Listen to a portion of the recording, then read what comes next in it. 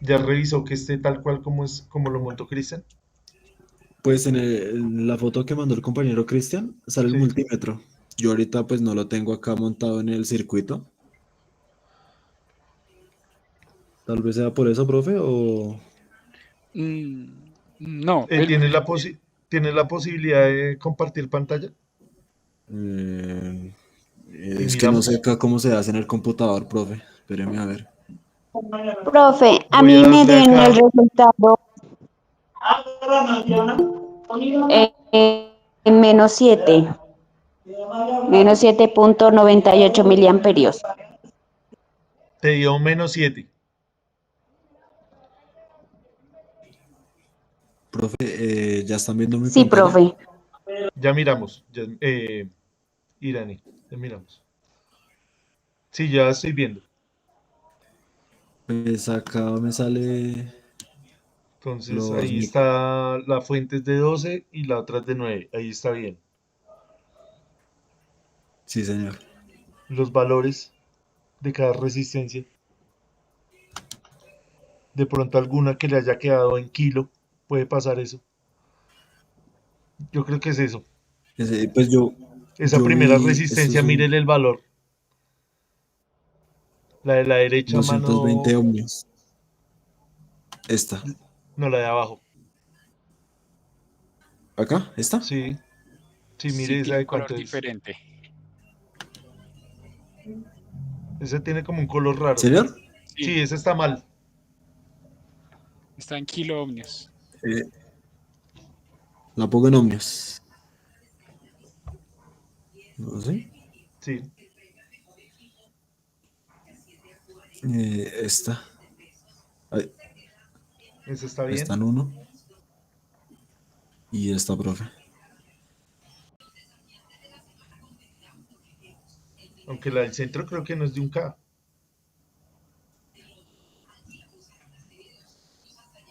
No me acuerdo. ¿Kilo ohmio? Creo que no es de un K. Sí, esa sí es de un K, profe. Listo, entonces revísela ahí. Creo, la de arriba, creo que es, no, la de al lado derecho. ¿Esa qué Esta, valor ¿sí? tiene? Sí, ¿qué valor tiene? Mil Ahí es 100, ohmios. ahí es 100 ohmios. Ese de pronto es por Ah, eso. qué pena. ¿Así? Sí, ahí ya te da los 590 microamperios y los 798 miliamperios. Ah, listo, compañerito. Muchísimas gracias. Listo. Profe, le voy a preguntar, ¿entonces el multímetro también lo coloco en el circuito? Ahí la pregunta era ¿cuál? Es que no No, me acuerdo cómo era no, ahí no la es tarea. necesario el multímetro. No No, era. porque Ah, la que como fuente el de una vez compañero me estaba Cristian dando ahí. los valores, ¿cierto? Sí, Era ya las dos corrientes. exacto. Entonces ahí ya hizo la parte fácil de la tarea. La parte entre Sí, comillas señor. más larga es hacer esto mismo, pero teóricamente. En el Entonces para cuaderno, los sí, demás señor. compañeros esa respuesta está bien. Eso es lo que les tiene que dar allá cuando hagan las mallas. Ah, listo. La, Listo, mi profe. listo, David. Y Daniel nos habías Muchísimas dicho que te había gracias. dado 7,98 pero negativo, ¿cierto? Sí, señor. Sí, profe. ¿Por qué crees que es ese negativo?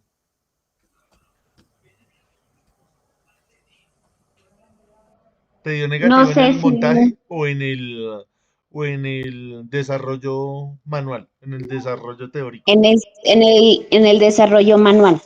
Listo. En el desarrollo manual te dio -7,98. Entonces está bien. Sí. ¿Qué quiere decir? Que tú tomaste la corriente en sentido contrario. Es lo único. Mm, o Pero la sea, no respuesta está afecta bien. en nada. No, no va a afectar. Ah, ya, Simplemente listo. cuando uno hace el desarrollo matemático le va a dar un valor, efectivamente, porque uno asume que la corriente está a favor de las manecillas del reloj.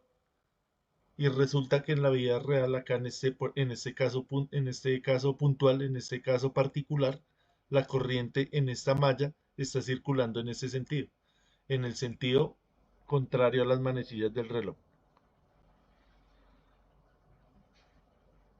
Pero si ya te dio el 7,98 está bien, está perfecto. Y la otra corriente te dio 590 microamperios. Sí, Listo, bien. Es O micro, sea, ¿no? no, no, no, a ver, verano, a mí me salió en microamperios, ¿no? Y lo pasé a miliamperios y me sale 0,59, ¿o no? Perfecto. Sí, también está bien. 0,59 miliamperios es lo mismo que, que Sí, 590 microamperios. Es lo mismo. sí, es que Entonces, lo pasé a miliamperios pues para que estén en la misma. listo. Bien. Eso era. Y ya el montaje Ah, lo pudiste hacer. sí, ya está todo. Ahorita subo ya la tarea. Listo, muy bien. Profe, ¿ya puedo dejar de compartir Sí, pantalla? señor. Sí, regáleme la Ah, pantalla, por listo, favor. profe. Listo, sí, señor. ¿Alguien Muchísimas tiene gracias a todos alguna? que me Listo, con confirmaron. gusto, David. Gracias también a Cristian que nos compartió ahí la respuesta. Muchísimas gracias al compañero Cristian. ¿Alguien más tiene alguna duda de ese montaje que hicieron ahí los compañeros? Igual ahí Cristian lo compartió por el grupo para que lo revisen con calma, analicen, lo hagan ustedes mismos.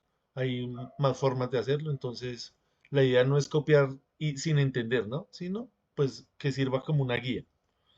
Voy a compartir nuevamente acá mi pantalla y vamos a hablar hoy de la capacitancia.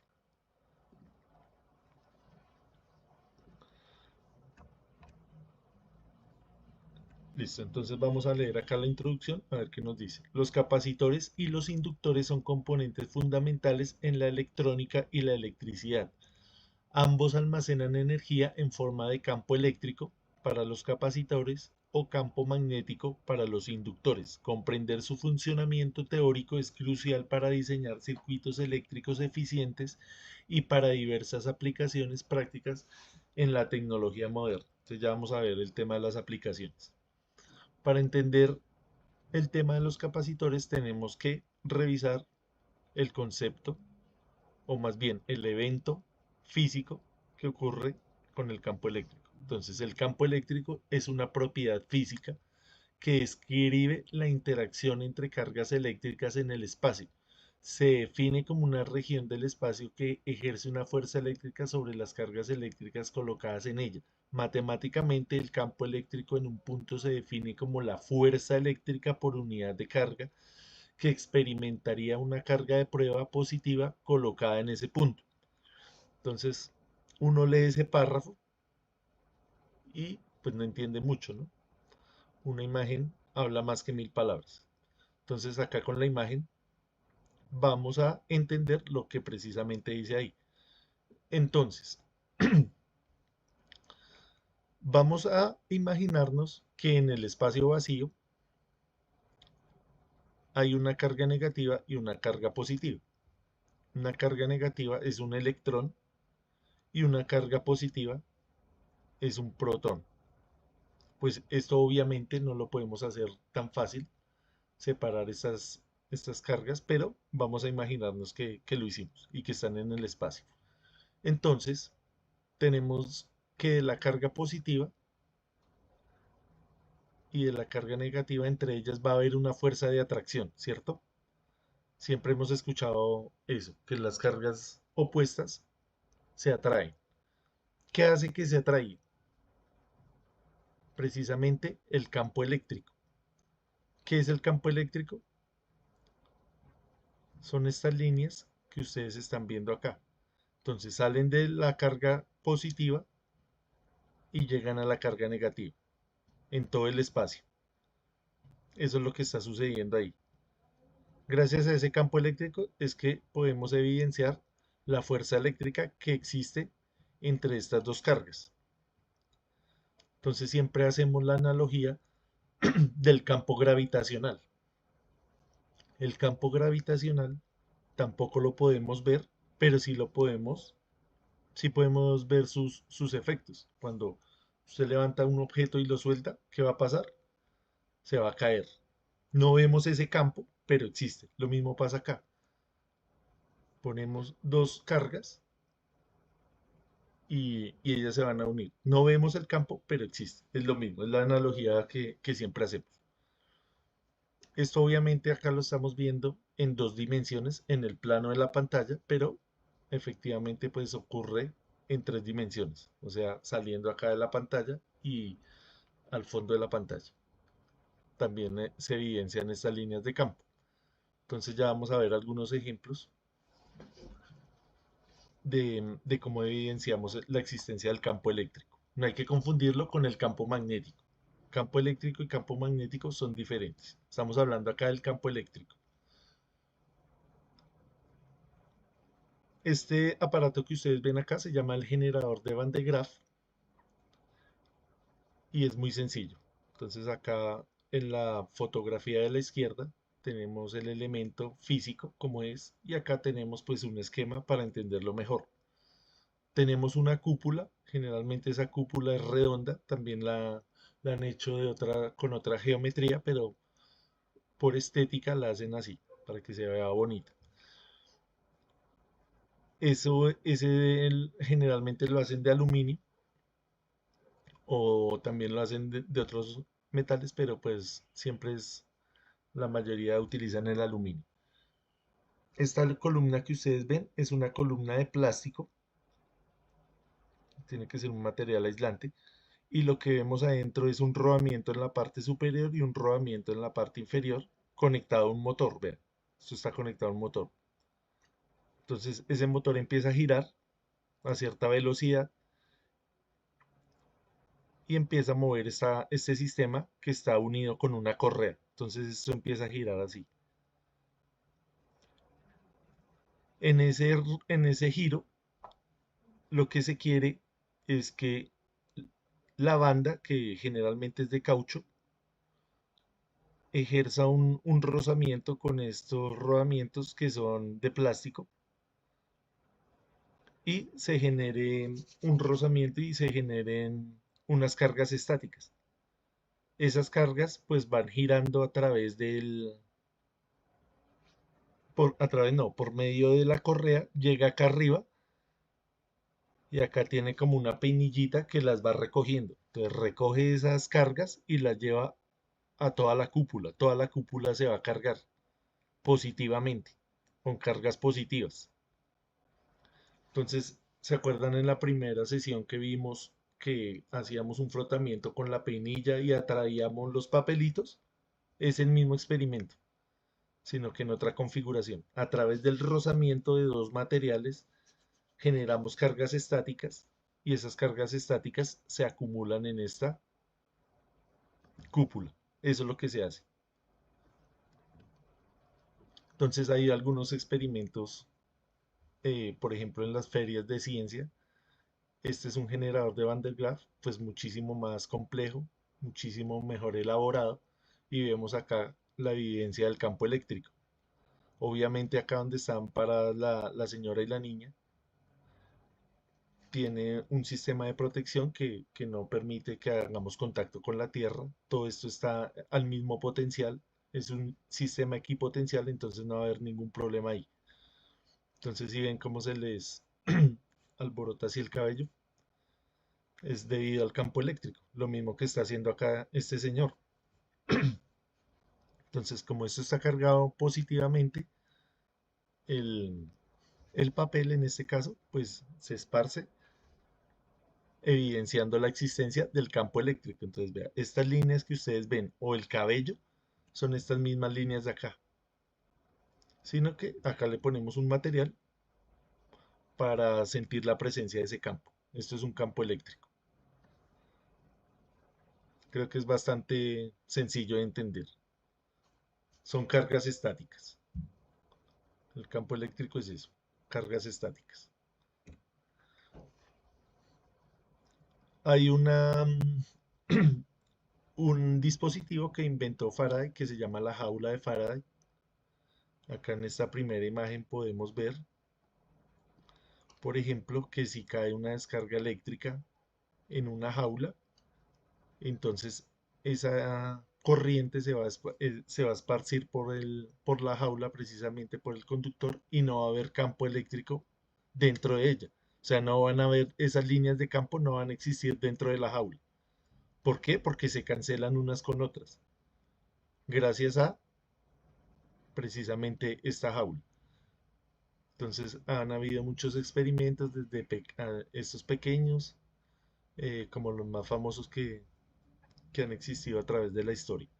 Algunas de las aplicaciones, junto con el campo magnético y el campo eléctrico, está el tema de las imágenes diagnósticas, que utilizan ambos principios, el campo eléctrico y el campo magnético, pues para hacer diagnósticos de los tejidos blandos del cuerpo.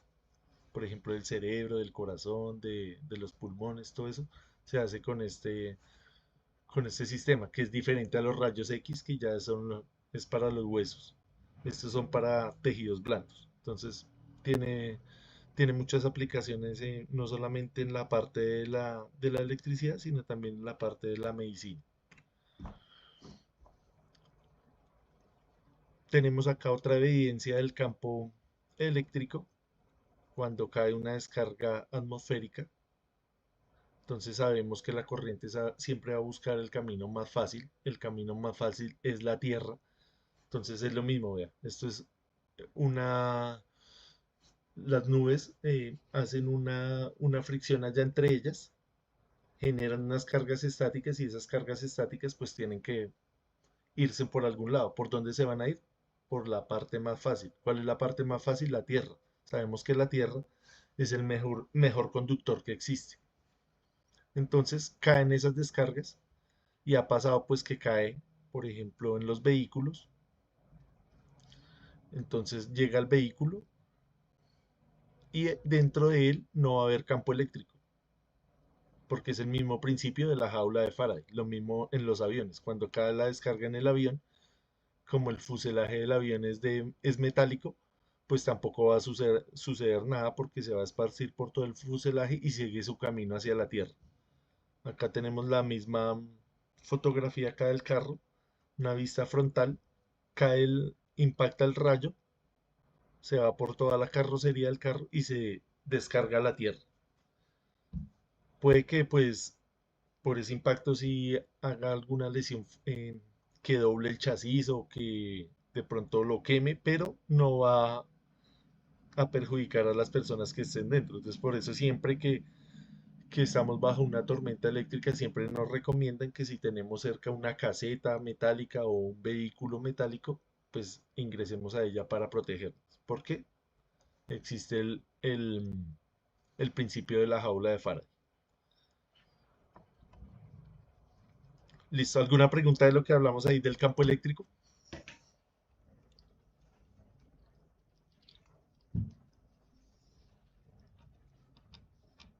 Listo, creo que no. Sí, Faber. Esto, Inge, si uno está haciendo contacto con el metal, ¿no pasa nada? ¿O si pasa? No, no pasaría nada, porque ahí lo que nos afecta es el campo eléctrico. Entonces volvemos acá a la jaula. Entonces pasaría, se esparciría por toda el metal y llegaría a la Tierra, ¿cierto? Es el camino más fácil. Usted como ser humano pues tiene una resistencia eléctrica, ¿cierto? Si usted toca eso, no le va a afectar. ¿Por qué? Porque la corriente busca el camino más fácil. Entonces le pongo un ejemplo casero o un ejemplo industrial. Usted tiene su lavadora. Si esa lavadora tiene una carcasa metálica y usted tiene un sistema efectivo en su casa, un sistema de puesta a tierra efectivo, si hay una falla, lo que hablábamos la clase pasada, si hay una falla, si el cable o antepasada, el cable se deterioró e hizo contacto con esa lámina de la lavadora, cuando usted venga y la toque, usted se va a salvar. ¿Por qué? Porque la corriente se va a ir por la tierra, por la puesta a tierra. Si no existiera esa puesta a tierra, obviamente ahí sí usted va a salir afectado. En este caso no. ¿Por qué? Porque el metal es mejor conductor que su cuerpo y esto está aterrizado. Esto tiene que tener un aterrizaje, o si no, ahí sí lo lesionaría. ¿Sí, Faber? Ah, ok, siempre y cuando esté aterrizado. Sí, señor, tiene que estar aterrizado. Acá lo mismo. La Tierra es mejor conductora que el cuerpo humano, entonces la corriente va a pasar es hacia la Tierra. Ve acá lo mismo. ¿Sí ve? En teoría, este señor está haciendo contacto con el carro. Pero ¿cuál es el camino más fácil? Vea, la carrocería y luego la tierra. La corriente no va a hacer esto, a buscar, digamos, la silla, el cuerpo humano, no, porque tiene una resistencia mayor. Siempre la corriente va a pasar por donde encuentre menos obstáculo.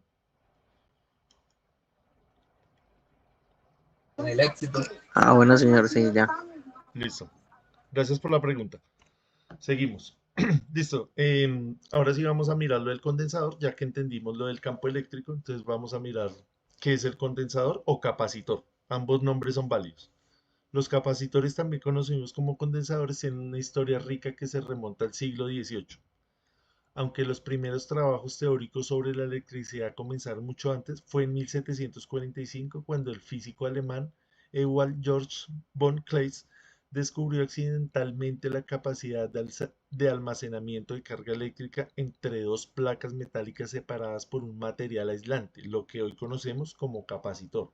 Entonces acá nos dice ya, nos dijo cómo está compuesto. Dos placas metálicas separadas por un material aislante. Entonces vamos a ver cómo es que funciona eso. En 1746 el físico holandés Peter van Musschenbroek desarrolló el primer condensador primitivo conocido como la botella de Leyden, un dispositivo que podía almacenar una cantidad considerable de energía de electricidad estática. Entonces es estática lo que estamos almacenando. Este descubrimiento sentó las bases para la experimentación y el desarrollo de tecnologías relacionadas con la capacitancia. Entonces acá en esta botella es muy parecido al funcionamiento del generador de Van der Graaf, solamente que acá no hay movimiento, sino que se le inyectan esas cargas. Entonces los que sientan curiosidad acerca de esta botella, hay mucha información ahí en internet. Vamos a analizar el condensador moderno, cómo es que funciona. Entonces uno de los más utilizados es el electrolítico, y es un aparato muy sencillo. Como nos decía ahí en la teoría, son dos placas metálicas y entre ellas va a haber un aislante. Es un sándwich. Placa metálica, aislante y otra placa. Usted toma eso, entonces a una de las placas yo la voy a conectar al negativo y la otra al positivo. Entre ellas está el aislante. Puede ser un plástico, puede ser, en la mayoría se utilizan polímeros. Listo. Usted toma esas dos placas, haga de cuenta que usted en el colegio le dicen traiga para mañana un capacitor. Siempre hacemos el experimento de tomar con el papel aluminio que tenemos en la cocina, tomamos dos tiras de esas, las cortamos, hacemos dos tiras largas y entre ellas le ponemos un plástico, puede ser una bolsa o cualquier otro plástico, y empezamos a enrollar eso. ¿Y qué queda? Un condensador. Entonces ya vamos a mirar cómo es que funciona. Obviamente industrialmente, ¿qué es lo que hacen? Pues eh, en la manufactura utilizan mejores materiales, mejores formas de hacerlo, mejores formas de enrollarlo. Una vez que esté enrollado, eh, utilizan un proceso ahí químico para mejorar el almacenaje de esas cargas, le ponen acá una carcasa, o sea, obviamente es más complejo, más, más sofisticado, pero el principio es el mismo. Entonces acá en esta imagen nos va a decir todo, esta diapositiva, tenemos que entenderla bien. En la teoría me decía que son dos placas, entonces haga de cuenta, usted tiene acá su papel aluminio delgadito y acá otro pedazo, usted lo corta así y hace su condensador. Acá pone un dieléctrico, puede ser cualquier plástico, y luego lo conecta a una pila. Estamos imaginándonos en el laboratorio haciendo un condensador muy, muy artesanal. Le pone una pila, así, la parte positiva a una de las placas y la parte negativa a la otra. Después desconecta esa pila y viene y mide, y en teoría el condensador debería tener la misma tensión de la batería. Entonces él está almacenando cargas positivas en una, acá, en toda esta placa queda cargada de las cargas positivas y la otra con las cargas negativas. ¿Qué va a haber adentro? Va a haber un campo eléctrico. Por eso es importante entender el campo eléctrico, porque la teoría nos dice el condensador almacena energía en forma de campo eléctrico. Listo, entonces este material es un material dieléctrico, como dice acá, y él tiene una propiedad que se llama la permitividad. La permitividad es cómo ese campo magnético fluye a través de él. Entonces hay unos elementos que dejan fluir mejor el campo eléctrico que otros. Por ejemplo, cuando nosotros hablábamos de conductores de la corriente, sabemos que los metales dejan conducir muy bien la corriente. Acá haga de cuenta que el campo, esas líneas de campo que ya vimos, ellas necesitan un conductor. Se va a mover mejor en determinados materiales y esa propiedad se llama la permitividad. En el caso de la corriente eléctrica, ¿cómo se llama? La resistividad. O su inverso, la conductividad. Entonces, todos esos términos hay que tenerlos más o menos claros. Obviamente no los vamos a aprender acá en un curso tan corto, pero para que más o menos tengan la idea. Cuando hablamos, por ejemplo, de campo magnético, no hablamos de permitividad, sino de permeabilidad. Entonces, es importante cuando nosotros estudiamos electricidad en la parte de los materiales, porque pues con esos materiales es que están construidas los elementos y tenemos que entender qué es lo que pasa ahí. Esta fórmula de acá, una fórmula muy sencilla, me habla de la capacitancia. Me dice, ¿cuál es la capacitancia de este condensador? Si ustedes ven en esta fórmula, no hay ni corriente, no hay ni resistencia, no hay ni potencia, nada. Depende únicamente de la geometría del capacitor. Me dice, va a depender de la A, que es el área, y va a depender de la D, que es la distancia entre placas. Entonces, la A es directamente proporcional a la C, o sea, a la capacitancia. Entre más grande, la A va a ser más grande la capacitancia. Entonces, entre más grande sea el condensador, más capacidad va a tener. Y la D es inversamente proporcional a la capacitancia. Entre más grande sea, ¿qué va a pasar? Menor va a ser la capacitancia. Entre más pequeña sea, es mejor. Es decir, entre la distancia entre las dos placas sea más pequeña, va a ser mejor. Por eso acá en estos capacitores industriales está prácticamente que pegado. Esa lámina, ese dieléctrico es muy pequeño, precisamente por esta fórmula. Porque si fuera muy ancho, disminuiría la capacidad del condensador. Acá este epsilon sub 0 es la permitividad. ¿La permitividad de quién? Del vacío. La permitividad del vacío es muy parecida a la permitividad del aire. Si quitáramos este dieléctrico y nos imagináramos que es un capacitor de aire, que es un dieléctrico, pues él almacenaría su energía ahí. Entonces también va a depender de la permitividad del vacío. Listo. ¿Alguna duda de esta diapositiva? Lo que les decía, esta es la diapositiva creo que más importante porque es la más intuitiva. Está toda la información ahí. Nos habla del campo eléctrico, de la tensión, de la geometría del condensador. Sí, David. Doctor, vamos a hablar de impedancia. Me da curiosidad ese tema. ¿De qué, perdón? De la impedancia. David, no. Acá en este curso no vamos a... Se llama impedancia, con D, impedancia. No imperancia, sino impedancia. La impedancia es ¿Cómo le explico? Es la parte, no le podría decir que es el análogo a a la resistencia, sino es, la resistencia es una parte de la impedancia. La impedancia es un número complejo, matemáticamente hablando. Es un número complejo.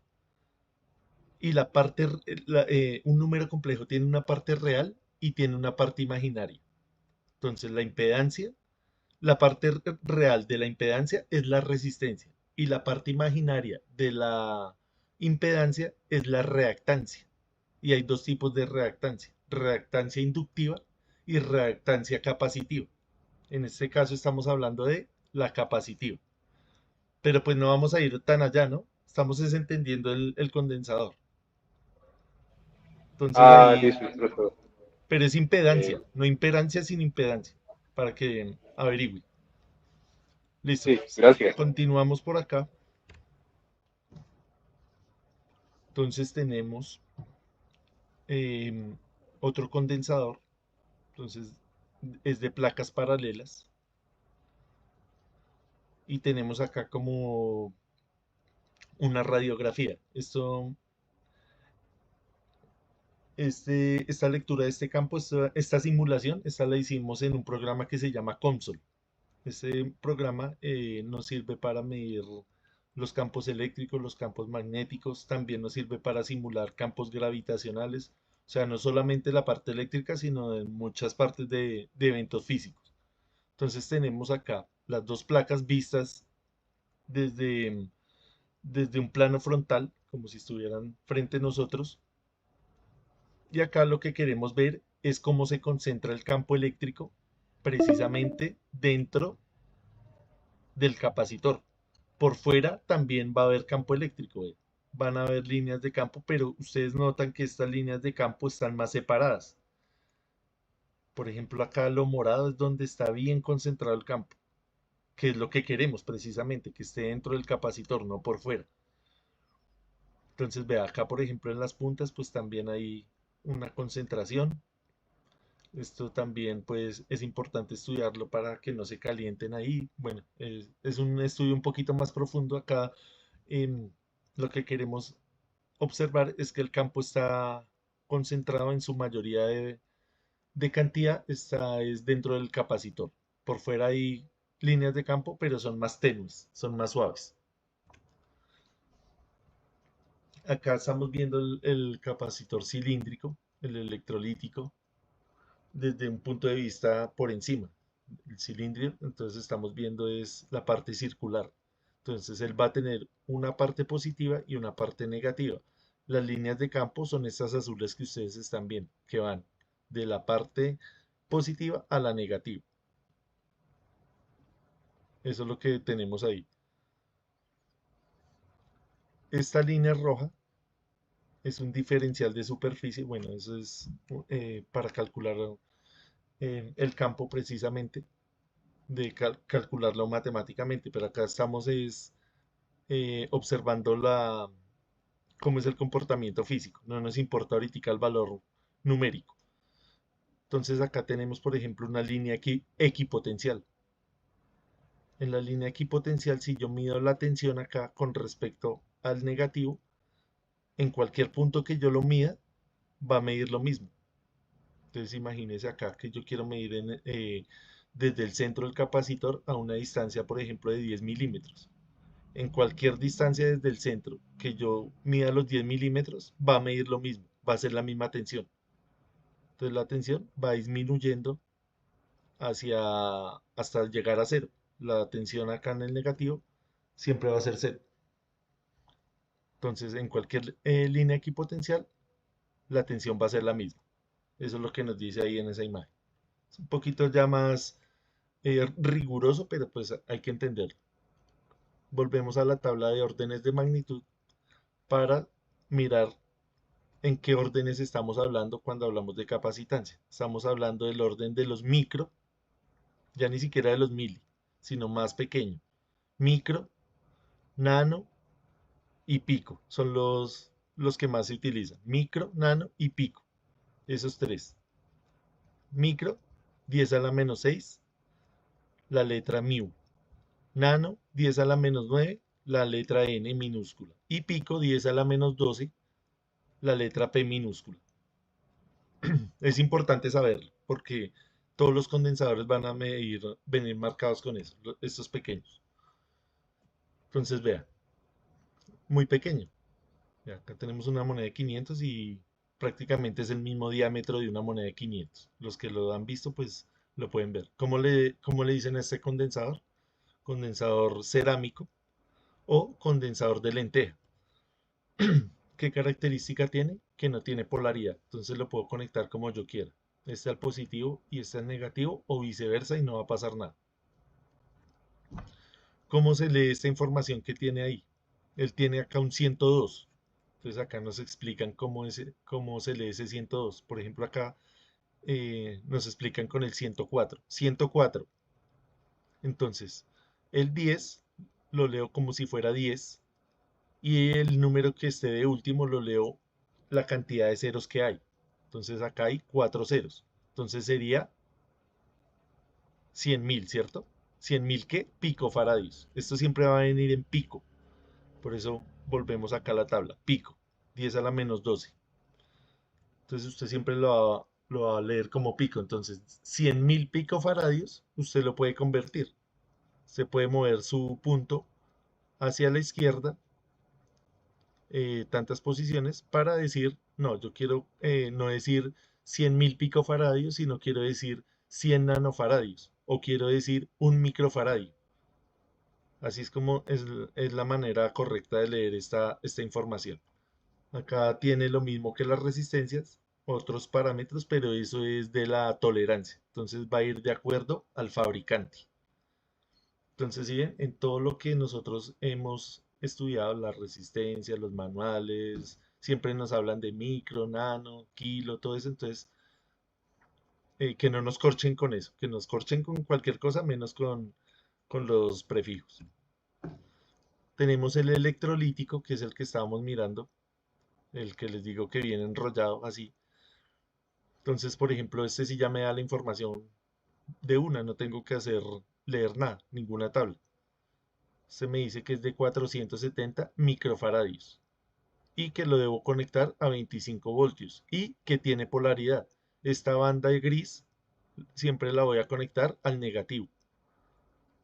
Él tiene polaridad.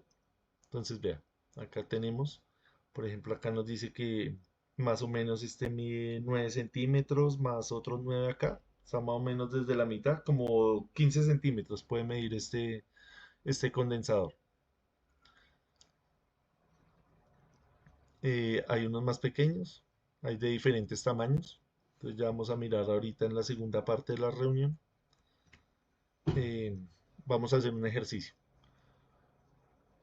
Entonces, ¿cuáles son los valores comerciales? Siempre estamos hablando, vea, del orden de los micro. O sea, la capacitancia es una unidad de medida muy pequeña, porque siempre hablamos de micro, micro, micro, micro. Entonces tenemos 0.1 hasta 0.82, del orden del 1 al 8.2, del 10 al 82, del 100 al 820, los 1000 microfaradios, 10.000 microfaradios, pero estamos en el orden de los micro. En algunos casos no utilizan la letra mu, sino la letra U, que esta sí es pues de nuestro alfabeto, pero vea, es muy diferente a esta mu que ustedes ven acá. Entonces, para no ir a confundirla, es la misma, vea, esta mu, que es del alfabeto griego. Entonces, la mu y la u es muy utilizada para mirar que son microfaradios. Vamos a mirar algo de las aplicaciones de estos capacitores. Tiene muchas aplicaciones, desde lo más pequeño hasta lo más grande. Entonces, por ejemplo, en electrónica, en telecomunicaciones es muy utilizado en la parte de filtrar señales, por ejemplo, señales de radio. Entonces, acá hay un circuito, este es un circuito RL, un circuito RLC, porque tiene bobinas, en este caso un transformador, y tiene un capacitor. Él cumple la función de combinado con la bobina hacer un filtrado de la señal, solo dejar pasar ciertas frecuencias. Entonces, en los radios viejos, cuando usted sintonizaba, lo que hacía era modificar con un potenciómetro la resistencia y usted calculaba qué emisoras quería escuchar con la capacitancia y con la inductancia, con las bobinas. Entonces, si usted va y destapa un radio viejo, está lleno de transistores, está lleno de bobinas y está lleno de capacitores. Así es como funciona. Obviamente ahorita el principio de funcionamiento es el mismo, pero está más encapsulado, es más pequeño, pero es lo mismo, funciona igual, sino que ya lograron hacer esto de una forma más pequeña. Solo ya lo hacen al vacío, ya lo hacen con materiales pues súper potentes. Entonces, por ejemplo, en su celular que usted recibe la señal de radio, usted no va a encontrar un capacitor. Eso ya está, pero en nanotecnología, muchísimo más pequeño, pero es el mismo principio de funcionamiento, de filtrado. Cuando nos hablan de almacenamiento de energía, tenemos que tener claro que un capacitor no se puede igualar, por ejemplo, con una batería, por ejemplo, la batería del carro, que yo diga, no, voy a quitarle la batería al carro y le voy a poner un capacitor. Estamos hablando que el capacitor está del orden de los microfaradios, o sea, es muy pequeña la energía que es capaz de almacenar. Acá el principio de funcionamiento es químico y acá es físico, ¿no? Es otra cosa. Cuando nosotros queremos almacenar grandes cantidades de energía, pues la almacenamos, por ejemplo, de otra forma, como en una represa, como en la central de Hidroituango, como en la central de San Carlos. ¿Cómo está la energía almacenada? En una represa, está ya en el estática, el agua está ya quieta. Cuando yo necesito convertirla en energía eléctrica, pues abro la turbina, abro allá la válvula para dejar pasar el agua, ¿vea? No sería eficiente yo empezar a producir energía eléctrica y después tratar de almacenarla en pilas o tratar de almacenarla en capacitores. Siempre el almacenamiento de energía tratamos de dejarlo ahí quieta el agua y cuando yo la necesite la abro. No voy a decir, no, voy a empezar a generar electricidad y la voy a guardar en las baterías. Sería algo ilógico. Entonces, cuando estamos hablando de grandes cantidades, se hace esto. O por ejemplo en el carbón. Yo dejo allá el carbón quietico y él tiene su energía. O dejo el gas quietico y él tiene su energía y cuando la necesite yo la... No voy a empezar a quemar carbón, a quemar gas y tratar de almacenarla en las baterías. Eso no se hace. Otra aplicación es el tema del arranque de los motores. Entonces acá, vea, por ejemplo, tenemos un motor jaula de ardilla a los que les gusta de pronto la parte de motores para que vayan e investiguen qué tipo de motores hay. Entonces, si usted conecta su motor, si es monofásico o trifásico directamente, ¿qué va a pasar? Él va a arrancar muy rápido. Va a hacer un movimiento brusco ahí, va a saltar por el torque, porque él rompe la inercia y él genera un torque muy, muy brusco. Entonces ese torque, de pronto usted en ciertas aplicaciones no le va a importar. Por ejemplo, en una bomba, usted está sacando agua de algún lado, usted no le importa que eso salte. Pero si usted tiene, por ejemplo, una banda donde tiene unas botellas, usted sí le va a importar que eso salte porque le va a romper las botellas, ¿no? Entonces, dependiendo de la aplicación, lo que va a hacer el capacitor es suavizarle ese arranque. ¿Sí, Yasmín? Hola, buenas noches, profe. Ya se va a acabar la hora y de pronto nos quedamos ahí, se Sí, corta quedo la hablando llamada. solo, listo. Entonces terminemos ya. Son las 9, nos vemos a las 9:10. Gracias, Yasmín. Ahorita terminamos de hablar de esto entonces.